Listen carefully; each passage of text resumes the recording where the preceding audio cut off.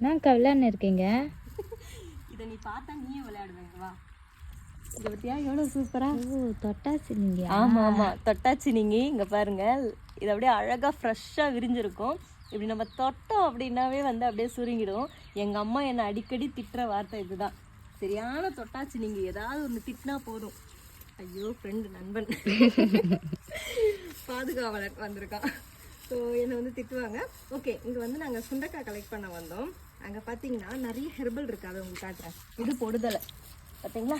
பொடுதலை நிறைய பேர் வந்து பொடுகு சரியாகிறதுக்காக வந்து கிடைக்கவே மாட்டேங்குது, ரேர் அப்படின்னு சொல்லுவீங்க. ஆனால் இந்த மாதிரி ரோட் சைட்லேயே வந்து இந்த மாதிரி கிராம சைடில் கிடைக்கும் நிறையா பொடுதலை. அண்டு பார்த்திங்கன்னா இங்கே துளசி.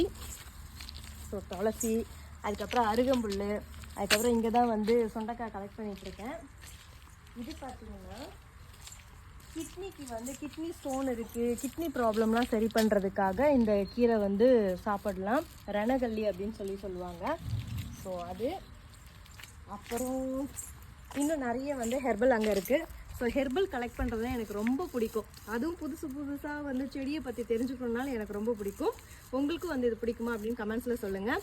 அப்புறம் வந்து நம்மளோட அன்பு மகள் ப்ராடக்ட்டில் இப்போ ஆஃபர் போயிட்டுருக்கு. ஆஃபரை பற்றி டீட்டெயிலாக தெரிஞ்சுக்கணும் அப்படின்னா ஸ்க்ரீனில் இருக்க வாட்ஸ்அப் நம்பருக்கு மெசேஜ் பண்ணுங்கள். இருப்பதை வைத்து இன்பமாக வாழலாம். தேங்க்யூ.